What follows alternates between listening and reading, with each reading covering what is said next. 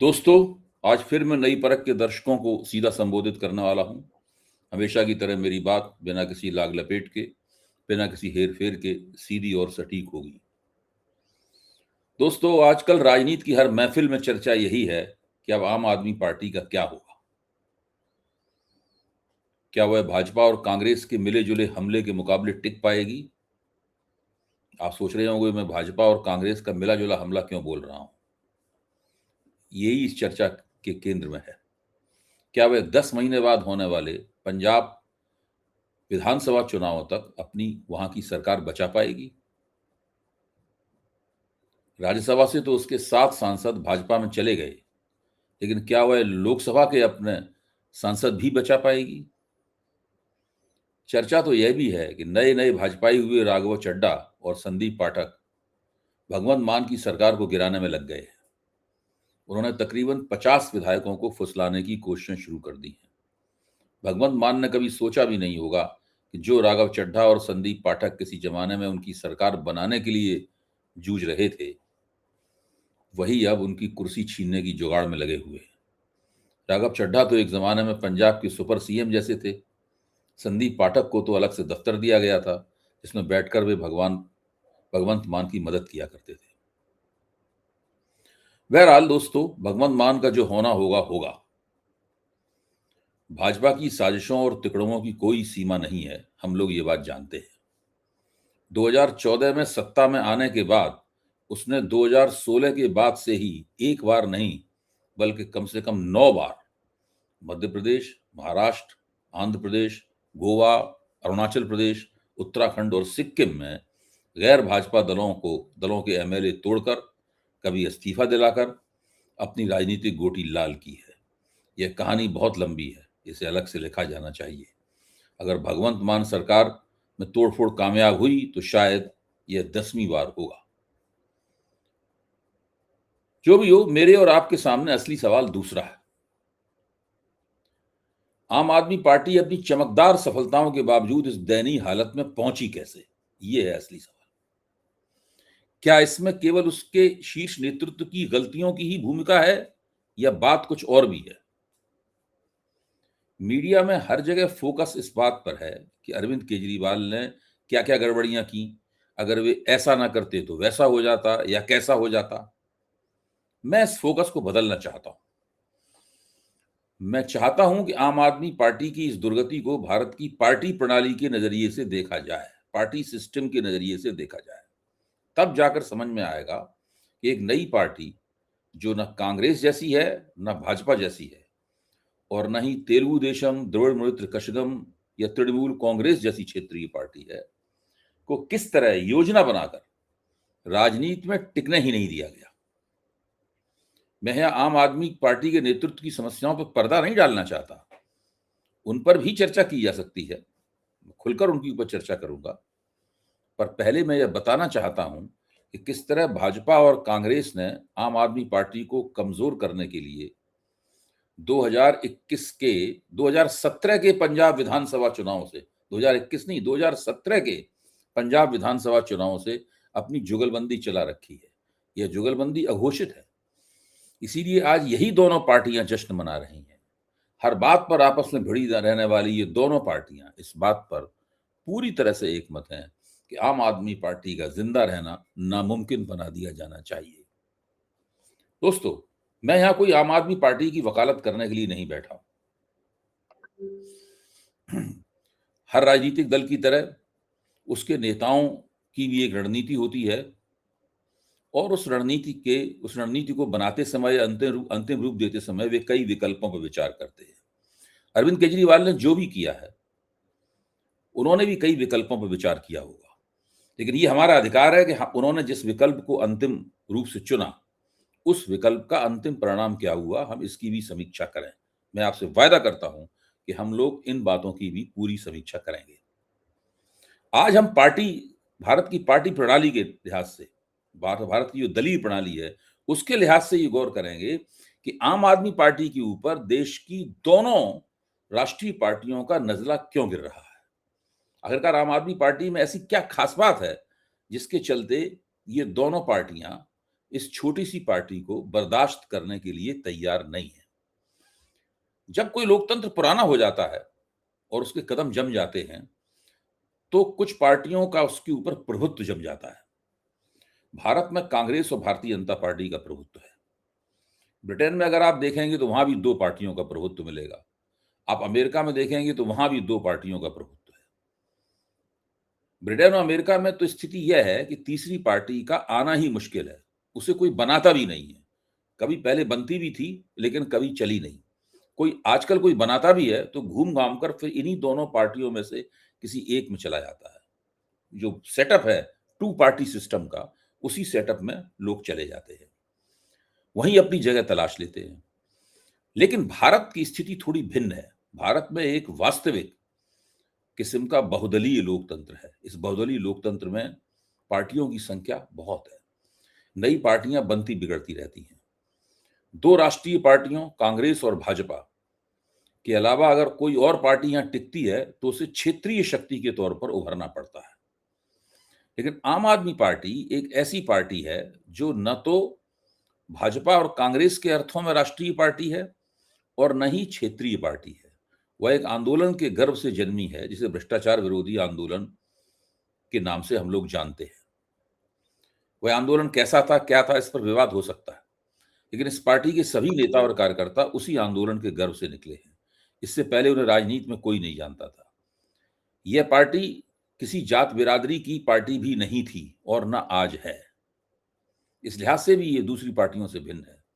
जिस तरह समाजवादी पार्टी और राष्ट्रीय जनता दल के बारे में माना जाता है कि ये मुख्य तौर पर यादव आधारित पार्टियां हैं, या बहुजन समाज पार्टी को जाटव आधारित पार्टी माना जाता है, या बीजेपी को ब्राह्मण बनिया पार्टी कहा जाता है। कभी कांग्रेस को भी माना जाता था कि वह ऊंची जातियों की पार्टी है, या जिस तरह असदुद्दीन ओवैसी की पार्टी को मुसलमानों की पार्टी माना जाता है। इसी तर्ज पर तेलुगु देशम को कम्माओं की पार्टी के तौर पर देखा जाता है। अकाली दल को जाट सिखों की पार्टी के तौर पर समझा जाता है। लेकिन आम आदमी पार्टी एक ऐसी पार्टी थी और है जो किसी भी बिरादरी की पार्टी नहीं है। उसने दिल्ली में अपनी जो राजनीतिक सफलता अर्जित की वह अभूतपूर्व थी। उसने दो जबरदस्त चुनाव जीते। उससे पहले एक चुनाव में उसने गठजोड़ सरकार भी बनाई। फिर उसने पंजाब में सरकार बनाई। पंजाब की आबादी दिल्ली ऐसी नहीं थी, लेकिन वहां भी आम आदमी पार्टी की कामयाबी के बाद यह लगने लगा कि लोकतंत्र में एक ऐसी पार्टी उभरी है जो पहले से जमी पार्टियों का विकल्प बन सकती है। यानी जब जनता पुरानी पार्टियों से उकता जाती है तो इस पार्टी को पसंद करने लगती है। पंजाब का चुनावी नतीजा इस बात का सबसे बड़ा उदाहरण था। जब पंजाब में आम आदमी पार्टी ने अपनी सरकार बनाई तो दिल्ली की स्थापित पार्टियों का माथा ठनका। दरअसल पंजाब में सरकार बनाने से पहले ही आम आदमी पार्टी 2017 के चुनाव में ही प्रमुख विपक्ष के रूप में उभर चुकी थी। उसी वक्त कांग्रेस और भाजपा का माथा ठनक गया था। मुझे याद है कि उस चुनाव में अमित शाह ने मुहिम के दौरान एक बयान दिया था। जब उनसे एक पत्रकार ने पूछा कि आम आदमी पार्टी लगता है कि पंजाब के चुनाव में बहुत आगे बढ़ रही है, तो अमित शाह ने कहा कि हम किसी पार्टी को आगे बढ़ने से कैसे रोक सकते हैं। अगर कोई आगे पार्टी आगे बढ़ रही है तो बढ़ेगी ही। लेकिन वे दरअसल ऊपरी तौर पे ही ये बात कह रहे थे। भीतर से भारतीय जनता पार्टी और कांग्रेस के बीच में एक तरह का अघोषित गठबंधन हो चुका था। आम आदमी पार्टी को सत्ता में आने से रोकने के लिए भारतीय जनता पार्टी ने पंजाब में अपने जनाधार यानी शहरी हिंदू व्यापारियों के वोटों को एक बड़े हिस्से को रातों रात खामोशी से अमरिंदर सिंह के नेतृत्व वाली कांग्रेस के पक्ष में शिफ्ट किया, ताकि आम आदमी पार्टी जीत ना पाए और कांग्रेस जीत जाए। यही थी वो तिकड़म जिससे कांग्रेस ने वहां सरकार बना ली। अमरिंदर सिंह मुख्यमंत्री हो गए। उस चुनाव की अंतरकथा यही थी कि किस तरह भारतीय जनता पार्टी ने खुफिया तौर पर अपनी दावेदारी छोड़ दी। अकाली दल तो चुनाव जीतने की स्थिति में था ही नहीं, तो भाजपा ने सोचा कि क्यों ना कांग्रेस को चुनाव जीत जाने दिया जाए, वरना आम आदमी पार्टी सत्ता में आ जाएगी और यह बहुत बड़ी प्रतिद्वंदी साबित होगी। इसने पहले से ही हमारी नाक में दम कर रखा है। उसके बाद जब दिल्ली में शराब घोटाले का मसला उठाया गया तो उसमें भी कांग्रेस और भारतीय जनता पार्टी की आम आदमी पार्टी के खिलाफ जुगलबंदी साफ तौर पर देखने को मिली। कांग्रेस के नेता ने शिकायत की, भाजपा के एलजी ने सीबीआई जांच का आदेश दिया। जुगलबंदी देखिए आप। शराब घोटाले की पहली शिकायत कांग्रेस के नेता ने दर्ज कराई और सीबीआई जांच का आदेश भारतीय जनता पार्टी द्वारा विशेष रूप से इसी काम के लिए नियुक्त किए गए लेफ्टिनेंट गवर्नर ने दिया। देखते देखते आम आदमी पार्टी के तमाम नेता अरविंद केजरीवाल समेत जेलों में डाल दिए गए और बड़े पैमाने पर प्रचार चला कि ये लोग भ्रष्टाचार के आरोपी हैं। एक ऐसे आरोप में उनके खिलाफ हवा बनाई गई जो अदालत में टिक नहीं पाया। एक ऐसे आरोप में उनको कोने में धकेल दिया गया जिस आरोप को अदालत ने आरोप मानने से भी इनकार कर दिया। मुकदमा चलाने योग्य भी नहीं समझा गया उन आरोपों को। इन्हीं आरोपों के आधार पर माहौल बनाकर जनता के मन में यह छवि कायम की गई कि यह पार्टी अपने वायदे पर खरी नहीं उतर पाई। ये तो साफ सुथरी राजनीति करने के इरादे से आई थी, लेकिन अब यह शराब घोटाले में फंसी हुई है। यह स्थिति बताती है दोस्तों, एक ऐसी पार्टी जो जाति धर्म की पार्टी नहीं है, जो एक अलग तरह की पार्टी है, जो स्थापित पार्टियों से जनता की उकताहट के कारण सत्ता में आती थी, उसे सत्ता में ना आने देने के लिए या सत्ता से बाहर करने के लिए दोनों राष्ट्रीय पार्टियों ने अघोषित गठजोड़ कर लिया। मैं ये नहीं कह रहा हूं कि आम आदमी पार्टी ने हमेशा एक अच्छी सरकार चलाई है या सरकार चलाने में उसने कोई गलतियां नहीं की। मैं ये कह रहा हूं कि एक नए किस्म की शक्ति जो लोकतंत्र में उभरी थी, उसकी स्थापित पार्टियों ने किस तरीके से साजिश करके उसे स्थापित पार्टियों ने किस तरीके से साजिश करके खत्म कर दिया या खात्मे के कगार पर पहुंचा दिया। दोस्तों, भारत में गवर्नेंस देने का जो मामला है वो बहुत ढीला ढाला है। भारत में गवर्नेंस, सुशासन जिसको कहते हैं, गुड गवर्नेंस जिसको कहते हैं, वो दरअसल कोई पार्टी नहीं दे पाती। कोई पार्टी एक काम अच्छा करती है तो 3 काम खराब करती है, 2 काम अच्छे करती है तो 4 काम खराब करती है। तो उसकी गवर्नेंस की समीक्षा तो हमेशा की जा सकती है। हर पार्टी में किसी न किसी नेता की केंद्रीयता रहती है। वो उस पार्टी के केंद्र में होता है और सारी पार्टी इसके इर्द-गिर्द घूमती है। ये समस्या आम आदमी पार्टी में भी बाद में देखी गई, शुरुआती दौर को छोड़कर। लेकिन इसका क्या मतलब हुआ? इसका क्या ये मतलब हुआ कि देश की 2 सबसे बड़ी ताकतवर पार्टियां आपस में मिलकर उस पार्टी को नष्ट करने पे आमादा आमादा हो जाए? ये तो इसका मतलब नहीं हुआ। लेकिन ये जो हो रहा है आम आदमी पार्टी के साथ, वो केवल आज तक आम आदमी पार्टी के साथ ही हुआ है और किसी पार्टी के साथ नहीं किया गया। आज क्या स्थिति है? दिल्ली में आम आदमी पार्टी झूठे आरोपों के आधार पर बनाई गई हवा के कारण चुनाव हार चुकी है। पंजाब में उसके सभी राज्यसभा सदस्य राघव चड्ढा के पीछे खड़े होकर भारतीय जनता पार्टी में जा चुके हैं और पंजाब में उसकी सरकार की बची खुची प्रतिष्ठा का इस घटना के कारण क्षय हो गया है। जश्न कौन मना रहा है? भाजपा इसलिए जश्न मना रही है कि उसको राज्यसभा में 7 सांसद मिल गए और कांग्रेस इसलिए जश्न मना रही है कि पंजाब में उसके लिए सत्ता में आने की जगह साफ हो गई। दिल्ली में भी इससे आम आदमी पार्टी की प्रतिष्ठा को नुकसान होगा, फायदा तो कोई होने वाला है नहीं। मैं ये सब बातें क्यों कह रहा हूं? मैं ये सब बातें इसलिए कह रहा हूं कि कांग्रेस और भाजपा बहुत बड़ी-बड़ी पार्टियां हैं, बहुत शक्तिशाली पार्टियां हैं। ये एक से अधिक प्रांतों की पार्टियां हैं। आज भाजपा ज्यादा बड़ी पार्टी बनती बनती जा रही है, बन चुकी है, केंद्र में सत्ता में है। जिस दिन कांग्रेस केंद्र में सत्ता में आई, वह भी इतना ही प्रांतों में अपनी सरकार बना लेगी और भाजपा उसी तरह सिकुड़ जाएगी जिससे आज कांग्रेस सिकुड़ी हुई है। लेकिन ये दोनों पार्टियां एक ऐसे प्रतिद्वंदी को खत्म करने के लिए आपस में मिल जाती हैं जो इनकी शर्तों पर राजनीति नहीं करता, इन जैसा नहीं है, अलग तरह का है। उसको खत्म करने के लिए ये लोग आपस में गठजोड़ कर लेते हैं। 2 उदाहरण मैंने यहां आपको बताए हैं। भीतर जाने पर, गहराई में उतरने पर इसके और भी ज्यादा उदाहरण प्राप्त होंगे। मैं फिर कह रहा हूं कि इसका मतलब यह कतई नहीं है कि आम आदमी पार्टी के नेतृत्व ने सारे काम ठीक किए हैं। उसके नेतृत्व ने कोई गलती नहीं की है। आम आदमी पार्टी में बहुत से लोग गए थे, एक-एक करके कई लोग बाहर आए। इनमें दरअसल 2 तरह के लोग थे। एक वे जो बाहर आने पर कांग्रेस और भाजपा में नहीं गए। दूसरे वे जिन्होंने मौका ताड़ा और दूसरी पार्टियां पकड़ ली। अब आम आदमी पार्टी एक ही तरीके से अपने आप को बचा सकती है। उसे पंजाब में बेहतरीन चुनावी प्रदर्शन करना होगा।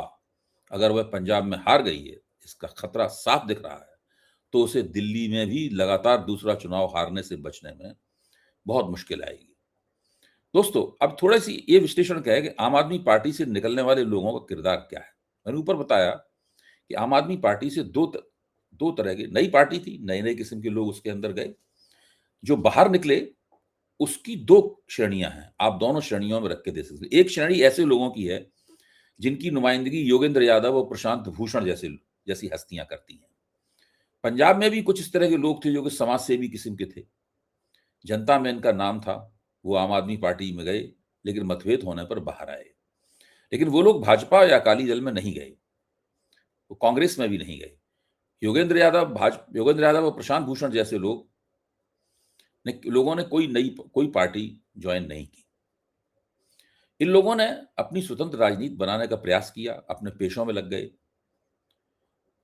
जब भी आम आदमी पार्टी को योगेंद्र यादव जैसे लोग संकट में देखते हैं, तो वो उसे एक सही सलाह देते हैं। वो उसको कभी ऐसी निंदा नहीं करते। अब जब आम आदमी पार्टी दिल्ली में हार गई, तो योगेंद्र यादव के वक्तव्यों को याद कीजिए। उन्होंने क्या कहा था? उन्होंने कहा था कि अरविंद केजरीवाल कोई हाथ पे हाथ रखकर बैठने वाले नेता नहीं है। वे ज़रूर प्रयास करके आगे आएँगे। निराश होने वाले नेता नहीं हैं। वो जीवट वाले नेता हैं। वे लड़ेंगे। ये योगेंद्र यादव ने कहा था। मुझे याद है, बावजूद इसके कि योगेंद्र और अरविंद के बीच में कोई संबंध नहीं है, किसी भी तरह के संबंध नहीं है। दूसरी कैटेगरी उन लोगों की है, जो पार्टी से निकले या निकलते ही या तो उन्होंने कांग्रेस का दामन थाम लिया या बीजेपी में घुस गए। ये जो 7 सांसद हैं, ये उसी किस्म के हैं। इनमें एक हैं संदीप पाठक। उन्होंने क्या किया? वो कहने के लिए हार्वर्ड यूनिवर्सिटी में पढ़े हैं, एमआईटी में पढ़े हैं, भारत में आईआईटी में पढ़े हैं, पता नहीं कहाँ-कहाँ बड़े-बड़े संस्थानों में पढ़े-पढ़ाए हैं। आम आदमी पार्टी का पूरा संगठन उनकी ज़िम्मेदारी पर था। केजरीवाल ने ही उनको ज़िम्मेदार बनाया था। राज्यसभा में भी उनको सांसद भी बनाया। जब पंजाब में उनका संगठन बनाया गया, बनाने की ज़िम्मेदारी उनको दी, उन्होंने संगठन को बनाया। उनको भगवंत मान का सलाहकार बनाया गया, अलग दफ्तर दिया गया। ये सब ज़िम्मेदारियाँ उन्हें मिली। और आज जब उनको राघव चड्ढा के बगल में बैठे लोगों ने देखा प्रेस कॉन्फ्रेंस में, तो तो जो आम आदमी पार्टी के आलोचक हैं, उनको भी धक्का लगा कि ये क्या हो गया? ये हालत कैसे है? अब आप देखिए उन व्यापारियों को, जिनको आम आदमी पार्टी में सांसद बनाया गया। एक क्रिकेटर भी है हरभजन सिंह, जिनको अरविंद केजरीवाल ने राज्यसभा पहुँचाया, और वो सब लोग भी लाइन लगाकर भाजपा में चले गए। अब केजरीवाल को सोचना चाहिए कि भाई कैसे लोगों को उन्होंने आगे बढ़ाया राजनीति में। ये वो लोग हैं, जो अपने-अपने क्षेत्र में अच्छे हो सकते हैं, लेकिन ये लोग राजनेता नहीं थे। राज्यसभा में उनके जाने से आम आदमी पार्टी की राजनीति में कोई वैल्यू एडिशन नहीं हुआ, उसमें कोई बेहतरी नहीं हुई। और इन लोगों के लिए जैसी आम आदमी पार्टी है, वैसी भारतीय जनता पार्टी, वैसी कांग्रेस, जहां उन्हें मौका मिलेगा, जहां उन्हें फायदा दिखेगा, वे वहां चले जाएंगे। और अगर इनमें से किसी ने कोई ऐसा काम किया है जिसकी वजह से वो कानूनन फंस सकते हैं, तो निश्चित रूप से समझिए कि वो भाजपा में जाएंगे और भाजपा की सदस्यता को अपनी बीमा पॉलिसी की तरह इस्तेमाल करेंगे। ये बात राघव चड्ढा के बारे में, संदीप पाठक के बारे में और इसी तरह के कुछ लोगों के बारे में कही जा रही है। ये सब लोग कहीं न कहीं फँसे हुए थे, इसलिए इनका भारतीय जनता पार्टी में जाना आमतौर पर लाज़मी था, क्योंकि भारतीय जनता पार्टी हम जानते हैं कि ये एक बहुत बड़ी वॉशिंग मशीन भी है, जिसमें जाने पर सारे अपराध धुल जाते हैं। ज़ाहिर है, जो भी हो, अरविंद केजरीवाल जैसे कुशल नेताओं को ये सोचना चाहिए कि वे पार्टी में ज़िम्मेदारी का पद देने के लिए, राज्यसभा की सदस्यता देने के लिए किन व्यक्तियों का चुनाव करते हैं, किन व्यक्तियों को एक ऊँचे मुकाम तक पहुँचाते हैं। उनकी पार्टी में दूसरे लोग भी थे और आज भी हैं, राजनीतिक कार्यकर्ता। अगर उनको उनकी जगह रख पाते तो आज ये स्थिति ना होती। वे राजनीतिक कार्यकर्ता पार्टी की राजनीति में कुछ जोड़ते, कुछ उसका मूल्यवर्धन करते। हमेशा ये बात देखने वाली होती है। दोस्तों, आज की सीधी बात खत्म करने से पहले मैं आपके चैनल नई परख के बारे में कुछ और भी कहना चाहता हूँ। आप सभी ने नई परख को इतना प्यार दिया है, इसके लिए सभी दर्शकों का तहे दिल से शुक्रिया। अगर आप चाहते हैं कि मैं आपके लिए अलग से कंटेंट बनाऊँ, आपकी टिप्पणियों पर प्रतिक्रिया करूँ या आपके सुझावों पर चर्चा करूँ, तो आप हमारे चैनल के साथ खास तरह से जुड़ सकते हैं। अगर आप नई परख चैनल का हिस्सा बनेंगे, तो आप मेरे वीडियो बाकी सब्सक्राइबरों से 1 घंटे पहले देख पाएँगे। मैं आपकी बातों का जवाब दूँगा, आपके लिए हर दिन स्पेशल शो करूँगा और आपके सुझाव अपने वीडियो में शामिल करूँगा। आज के लिए बस इतना ही। धन्यवाद।